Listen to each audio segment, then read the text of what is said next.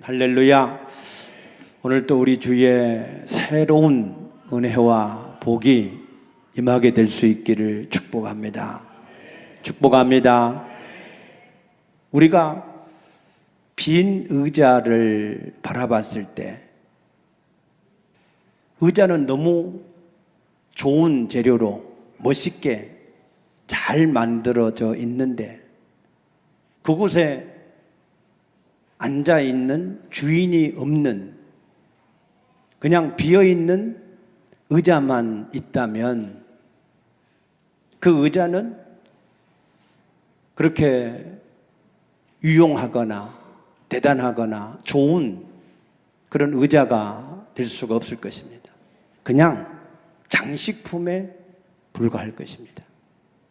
만약에 우리에게 헌신이 있고 찬양이 있고 기도가 있고 열심이 있고 충성이 있는데 그런데 그 속에 주인이신 주님이 계시지 않는 신앙이라면 우리의 신앙은 죽은 신앙이라고밖에 할 수가 없을 것입니다. 미국의 그레이스 커뮤니티 교회의 존 메가더 목사님은 주님 없는 복음이라고 하는 책에서 그렇게 말했습니다. 미국의 3분의 1이 그리스도인이라고 하는데 과연 그들이 거듭난 그리스도인들이 맞는가? 그들은 실제적으로 거듭나지 않은 그리스도인일 가능성이 많다. 그래서 수백만의 많은 그리스도인들이 자기가 거듭나지 않았음에도 불구하고 마치 거듭난 것처럼 그렇게 생각하고 살고 있다면 그것은 스스로 속는 일이다 그랬습니다. 왜냐하면 예수님을 구세주라고는 믿는데 그런데 예수의 주직권은 인정하지 않고 계속해서 자기의 마음대로 자기의 육체의 정욕을 따라서만 온갖 더러운 죄악을 행하고 있으면서 살기 때문에 그래서 그들은 거듭나지 않은 그리스도인일 가능성이 많다라고 말한 것입니다. 그래서 그레이스 커뮤니티 교회에서는 한때 믿음을 가지고 세례를 받은 자라 할지라도 진정으로 다시 복음을 깨닫고 내가 구원받은 증거로 세례를 다시 받겠다 하는 그런 부류의 사람들이 굉장히 많이 일어나고 있다 그랬습니다. 어떻습니까? 오늘 우리는 진정으로 구원을 받았습니까? 구원의 확신이 있습니까? 사도행전 16장 31절에 주 예수를 믿으라 그리하면 너와 내 집이 구원을 얻으리라 말씀하셨는데 오늘 우리 모두에게 구원의 확신이 있으시기를 축복합니다. 지난 목요일 날 전에 우리 교회 다니셨던 김종배 집사님한테 전화가 왔어요. 목사님 잠깐 만나 뵐 수 있겠습니까? 그래서 그날 목요일이라서 제가 제자 훈련을 1시까지 하기 때문에 1시에는 가능합니다. 그랬더니 1시에 오셔서 만났습니다. 그래서 목사님 사모님 그동안에 너무너무 감사했습니다. 그래서 2달 전에 집이 팔려서 내일 목요일 날 말로 내일 이제 자기 자녀들이 있는 동탄 신도시로 이사를 가게 되어서 인사하러 왔습니다. 그랬습니다. 그러면서 하시는 말씀이 제가 우리 동행교회에 다녔을 때 그때 너무 좋았습니다. 그때 제 신앙이 급격하게 성장을 했고 신앙의 기초가 다져졌고 신앙이 정리가 되는 그런 놀라운 축복을 제가 받았습니다. 그래서 매 주일마다 목사님의 말씀을 수첩에다가 매일 이렇게 적고 있습니다. 옛날부터 저한테 몇 번 보여주셨습니다. 그러면서 매주마다 주보를 보면서 오늘은 무슨 말씀을 하실까 하는 그런 기대를 가지고 그렇게 말씀을 듣고 신앙의 이런 모든 기초를 세우며 정리를 해왔노라고 그렇게 말씀을 하셨습니다. 그분이 허투루 사람이 아닙니다. 육군 대령으로 예편한 사람입니다. 육군 대령이 되려고 그러면 경쟁자들이 5,000명이 경쟁을 해서 그 중에 300명 정도만 대령 진급을 합니다. 15대 1이 넘습니다. 거기에다가 모든 군 성적, 체력, 지력 모든 것들이 다 종합적으로 합격이 돼야 됩니다. 그리고 그분은 신앙생활을 군에 있을 때부터 계속 해오셨기 때문에 교회에 수없이 많은 부대를 옮겨 다니면서 많은 교회들을 경험했습니다. 그리고 교회 일이라면 누구보다도 앞장서서 많이 도왔고 어떤 곳에 가서는 교회가 없는 부대 교회를 건축하는 일도 이렇게 했었노라고 말씀을 하셨습니다. 그럼에도 불구하고 우리 교회 처음 등록하던 날 제가 목양실에 만났을 때 물었습니다. 집사님, 구원에 확신이 있습니까? 확신이 없었다는 거예요. 그래서 다시 제가 예수의 복음을 다시 전하고 예수님을 진실로 다시 무릎 꿇어서 영접하는 기도를 했습니다. 그리고 나서부터 신앙생활이 정말로 말씀이 이제는 들려지고 깨달아지고 믿어지고 정리가 된다는 거예요. 그래서 그분이 하시는 얘기는 그거예요. 지금까지는 복음이 무엇인지 교회를 수십 년 다니고 교회를 많이 섬기고 많이 이런 건축도 하고 돕는 그런 일을 지금까지 쭉 해왔는데 근데 지금까지는 한 번도 이 복음에 대해서 잘 깨닫지 못하고 알지 못했었는데 그런데 우리 교회 와서 그 복음을 듣고 깨닫게 됐다는 겁니다. 믿습니까? 그분이 무슨 내 비유를 맞추기 위해서 그냥 가식적인 얘기를 하실 그런 분이 아닙니다. 그분이 하는 그 모든 고백들이 진실이었어요. 그래서 동탄에 이사 가시면서도 앞으로도 계속 목사님과 함께 교제하기를 원합니다 라고 하는 그러한 말씀을 하시고 가셨습니다. 분명한 것은 우리가 성령으로 거듭나서 성령을 따라서 사는 사람들은 복음에 관심이 있어요. 여러분, 복음에 관심이 있으십니까? 예수 그리스도를 관심을 가지고 알 수밖에 없게 돼 있어요. 왜? 요한복음 14장 26절에 성령이 오시면 성령이 예수님이 가르치고 증거한 말씀을 생각나게 하고 가르쳐 주신다고 말씀하셨기 때문에 성령은 예수를 증거하는 영이십니다. 믿습니까? 그러니까 예수에 대해서 관심을 가질 수밖에 없습니다.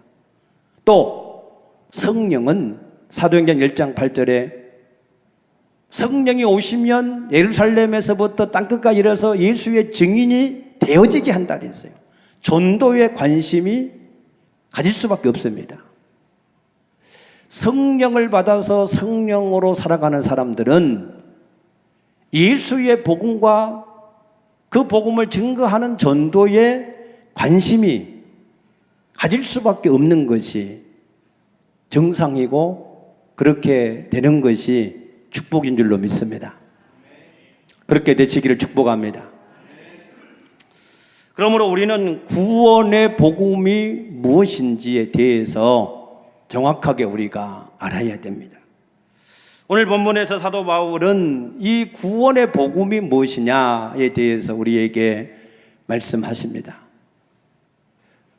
구원의 복음이라고 하는 것은 한마디로 얘기해서 죄인된 내가 어떻게 해서 의인이 될 수 있는가 하는 것이 이 구원의 가장 핵심의 복음입니다. 믿습니까? 죄인의 의인이 되어야 그 다음에 하나님 자녀도 되고 그 다음에 천국도 가고 그 다음에 하나님의 축복도 우리가 받는 것이지, 자기가 죄인인데 죄인에서 어떻게 의롭게 되었는지를 정확하게 알지 못한다면 우리가 구원에 대한 비밀을 깨달을 수도 없고 알 수도 없습니다. 로마서 3장 10절에 이르시기를 의인은 없나니 하나도 없다 그랬습니다. 3장 23절에 모든 사람의 죄를 범하였으며 하나님의 영광에 이르지 못한다 그랬습니다. 모든 사람의 죄를 범하여서 하나님께 아무도 나갈 수 없다는 거예요. 우리 인간의 모든 문제가 어디에서 비롯됐습니까? 창세기 3장에 보니까 죄로 인하여서 우리 인간의 모든 문제가 시작됐습니까? 무슨 죄입니까? 창세기 2장 17절에 하나님께서 에덴 동산에 있는 모든 것은 임의로 먹되 선악과는 절대 먹지 마라. 먹는 날에는 반드시 내가 죽으리라 하신 그 말씀을 불순종한 죄. 그 죄로 말미암아서 우리 인간은 그 하나님과 분리가 되어버린 겁니다. 하나님의 에덴 동산에 나타나시자 아담과 하와가 무화과 잎으로 치마를 해 입었었지만 그 하나님 앞에 나갈 수가 없었습니다. 숨을 수밖에 없었습니다. 우리 인간은 그때부터 창세기 3장 12절에 보니까 마귀의 종이 될 수밖에 없었습니다. 하나님이 아담에게 묻습니다. 네가 어떻게 해서 선악과를 먹었느냐? 예, 저는 하나님께서 내게 만들어주신 여자, 그 여자가 내게 과실을 주므로 내가 먹었나이다 그랬습니다.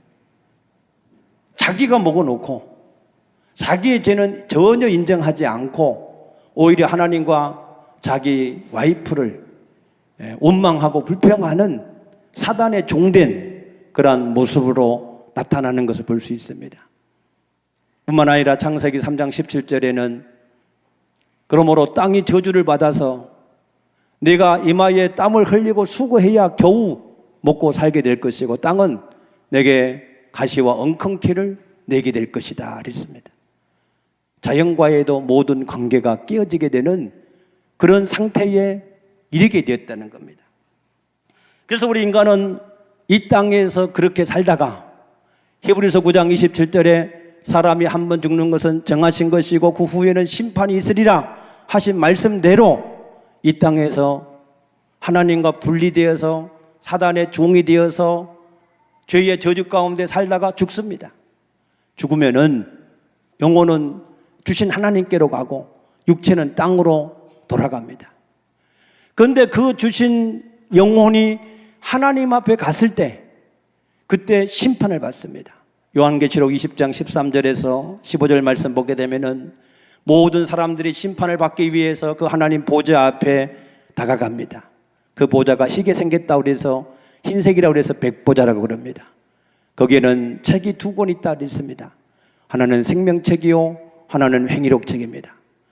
그래서 누구든지 그 생명책에 그 사람의 이름이 기록되어 있지 않으면 그 사람은 둘째 사망, 불못, 영원한 지옥에 던져진다라고 말씀을 하셨습니다. 그러므로 우리의 영혼이 우리 육체 안에 있을 때에 이 죄 문제를 해결을 해야 됩니다. 반드시 해야 됩니다. 무슨 일이 있어도 해결을 하셔야 됩니다.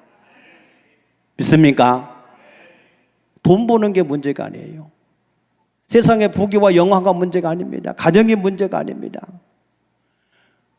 우리가 이 땅에 있을 때에 내게 있는 이 죄 문제를 해결하지 못하면 우리는 죽는 순간 둘째 사망 불못에 반드시 던져질 수밖에 없다라고 하는 이 한 가지 사실을 아셔야 됩니다. 믿습니까? 그래서 사도 바울은 오늘 본문에서 우리 인간이 죄인이 어떻게 의인이 되어질 수 있는가에 대해서 말씀을 하시는데, 사도 바울도 처음에는 자기의 혈통을 통해서, 자기의 종교를 통해서, 자기 열심을 통해서 의에 이르려고 힘쓰고 예를 썼다 그랬습니다. 사도 바울의 혈통이 무엇입니까?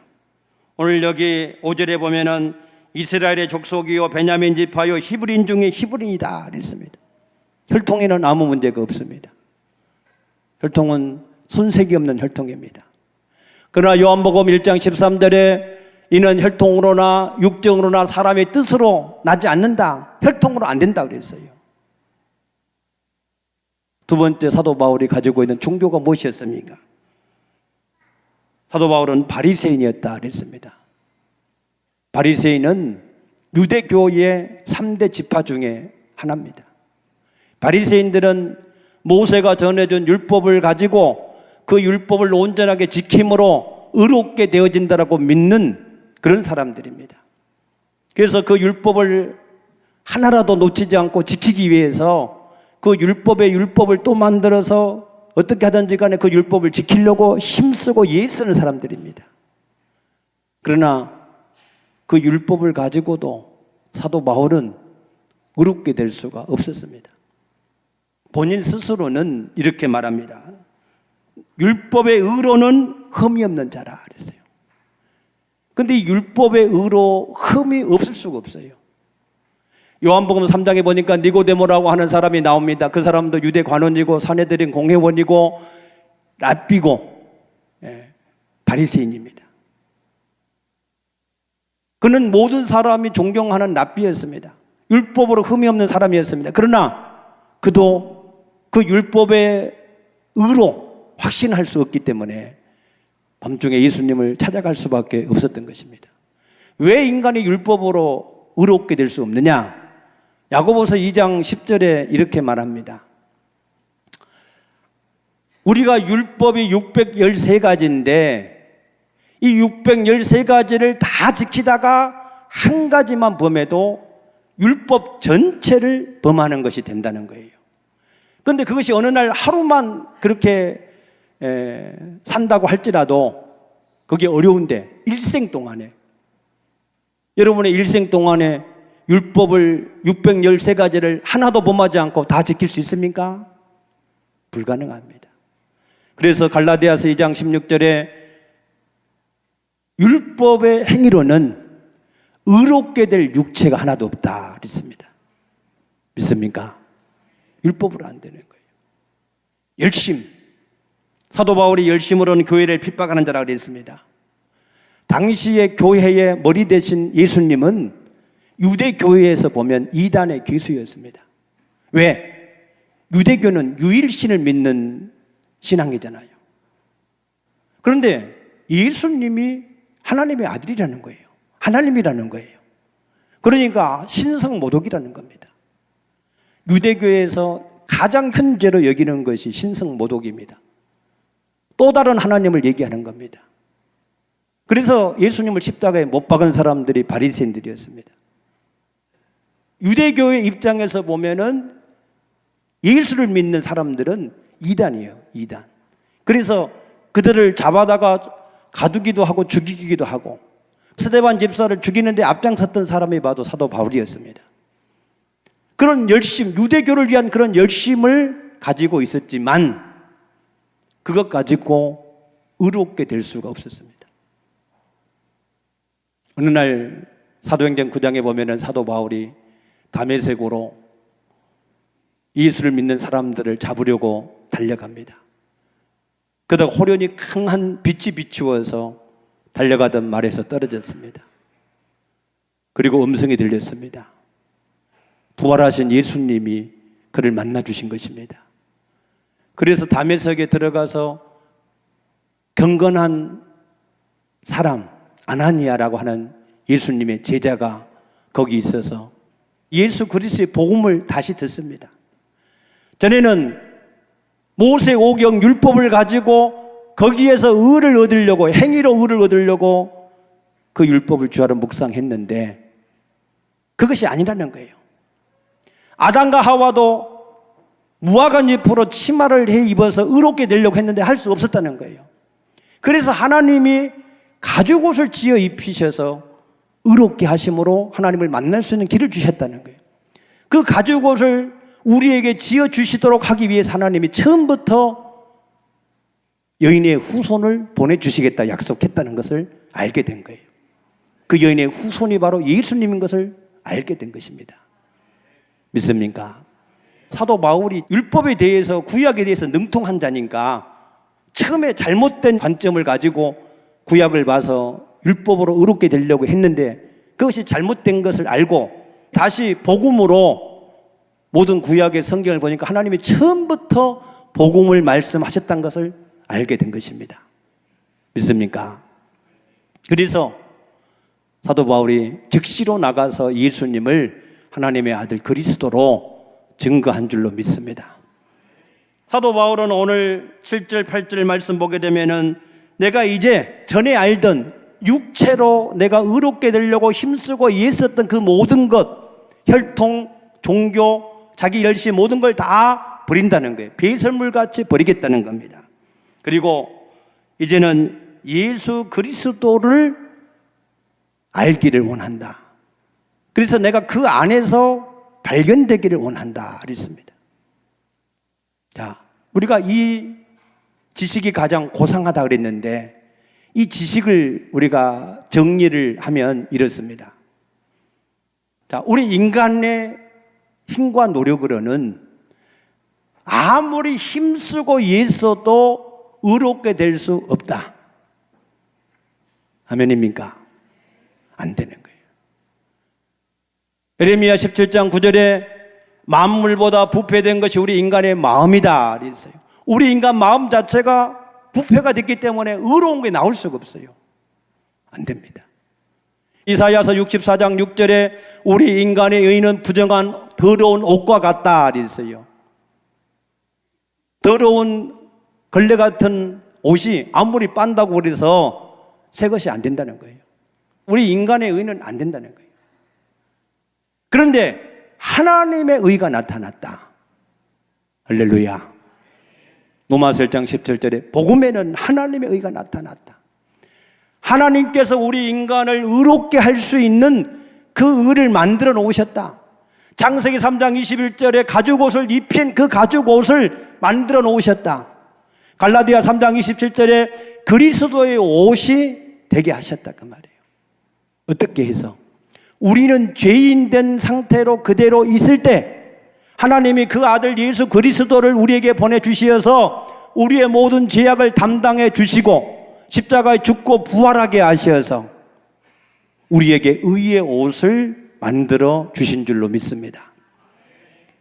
그래서 누구든지 어떤 죄인든지 그 그리스도의 옷을 입기만 하면 칭의, 하나님의 우리를 볼 때는 의로운 자가 되는 것입니다. 그런데 문제는 우리가 그 옷을 어떻게 입을 수 있느냐 하는 거예요. 그 옷을 입을 수 있는 구원의 방법을 로마서 10장 9절에서는 이렇게 말합니다. 만일 누구든지 예수를 주로 시인하고 그를 죽은 자 가운데 살리신 것을 그 마음에 믿으면 구원을 받으리라 그랬습니다. 이것은 마태복음 16장 16절의 고백과 똑같은 거예요. 주는 그리스도시고 살아계신 하나님의 아들이시다 라고 하는 고백과 똑같은 겁니다. 예수님은 우리의 주인이시다 그 말이에요. 로드, 마스터라는 거예요. 믿습니까? 키리오스, 주인이라는 거예요. 그래서 그 예수님을 우리가 주인, 나를 창조하신 주인, 그 주인으로 믿고 내 죄악을 담당하신 구세주로 믿고 그 다음이 중요해요. 우리가 그 주님을 영접해야 되는데 예수님은 이 땅에 오시고 죽으시고 부활하시고 이 땅에 40일 동안 계셨고 승천하시고 요한복음 14장 16절에 말씀하신 대로 또 다른 보혜사를 주신다고 한 것처럼 우리를 고와 같이 버려두지 않는다고 말씀하신 것처럼 성령으로 오셨어요. 믿는 사람 속에 오셨어요. 어떻게 믿는 사람? 예수가 하나님이신 것과 구세주이신 것을 믿는 사람. 그래서 그 예수님을 주인으로 영접한 사람. 그게 지금 중요한 거예요. 존 메가더 목사님 그 얘기하는 거예요. 예수를 구세주로는 잘 믿는다 그 말이에요. 다 주여 주여 예수를 다 그렇게 지식적으로는 동의하는데 그 예수님을 주인으로 진실로 영접했느냐 그 얘기입니다. 믿습니까? 예수님을 주인으로 영접하셨습니까? 그래서 달라졌습니까? 내가 아까 좀 전에 얘기했던 김종배 집사님은 그게 달라졌다는 거예요. 지금까지는 교회 안에서 많은 예배를 드리고 일을 했는데 그것이 변화가 된 일이 없었는데 자기가 진실로 예수님을 주인으로 영접하고 나서 달라졌다는 거예요. 만약에 제가 여러분의 집을 찾아가서 띵동해서 여러분에게 문을 두드립니다. 누구시죠? 동행교회 목사님. 아, 목사님이시군요. 들어오세요 하고 여러분 집에 저를 소파에 이렇게 영접해서 자리를 내주셨어요. 그럼 그 다음부터는 여러분의 일상생활이 저를 영접하기 이전과 똑같아야 될까요? 달라져야 될까요? 그냥 똑같을까요? 제가 거기 앉아 있는데 그냥 있는지 없는지 모른 척하고 외면하고 그냥 마음대로 말하고 마음대로 왔다 갔다 하고 그냥 그렇게 할 수 있을까요? 그것은 저를 영접한 걸 인정하지 않는 거예요. 그냥 무시하는 거예요. 성령님은 인격의 영이십니다. 나를 존중히 여기는 자를 존중히 여기신다 그러셨어요. 나를 멸시하는 자를 내가 경멸히 여기실 거라 말씀하셨습니다. 우리가 예수님을 주인으로 초청을 한 사람이 이것이 인격적인 실체라면 그러면은 우리가 그 예수님을 인격적으로 섬길 수밖에 없도록 되어져 있습니다. 그런데 우리가 전혀 예수를 주와 그리스도를 믿는다고 입으로는 떠들고 말하지만 찬양도 하고 봉사도 하고 별것도 하는데 도대체 예수님을 주인으로 섬기는 삶이 전혀 없다. 이건 가짜입니다. 그거는 빈 의자와 똑같습니다. 주인이 없는 의자와 똑같습니다. 믿습니까? 그래서 우리는 예수님을 우리가 진실로 주와 그리스도로 믿지만 그렇게 마음으로 믿고 예수님을 주인으로 초청을 해야 됩니다. 골로새서 2장 6절에 너희가 예수를 주로 받았으니 그 안에서 행하라 그랬고 고린도 후서 4장 5절에 사도 바울은 우리가 너희에게 전한 것은 우리가 아니라 예수의 주 되신 것을 증거한다 그랬습니다. 믿습니까? 그래서 우리는 그 예수님을 인격적으로 섬기는 실제적인 삶이 있으면 변화가 되게 돼 있어요. 여러분 집에 여러분 마음속에 예수님이 실제로 와 계신데 변화가 안 될 수 있습니까? 그 예수님을 실체로 인정하는데 여러분의 말이 똑같을 수 있을까요? 행동이 똑같을 수 있을까요? 전혀 다르게 되는 겁니다. 놀라운 것은 우리가 예수님을 그렇게 영접을 하면 우리가 예수님과 함께 연합한 자가 된다라고 하는 사실입니다. 하나님의 구원의 개혁과 예수님의 십자가에 다 이루신 사건이 그 사람에게 개인적으로 적용이 된다는 거예요. 그래서 그 사람은 예수와 함께 죽은 자요, 예수와 함께 산 자요, 예수와 함께 하늘에 앉혀진 자인 것입니다. 믿습니까? 그때부터는 예수님이 그의 생명이 되는 것이고 방패가 되는 것이고 힘이 되는 것이고 지혜가 되는 것입니다. 고린도후서 4장 7절에 우리는 질그릇이지만 우리 안에 보배인 예수가 있기 때문에 우리가 절대 망할 수 없다. 고린도후서 6장 10절에 우리는 아무것도 없는 자 같으나 예수 안에 모든 것이 있기 때문에 모든 것을 가진 자다. 빌립보 4장 13절에 우리는 할 수 없지만 예수님은 모든 걸 할 수 있기 때문에 우리가 모든 것을 할 수 있는 자다. 믿습니까?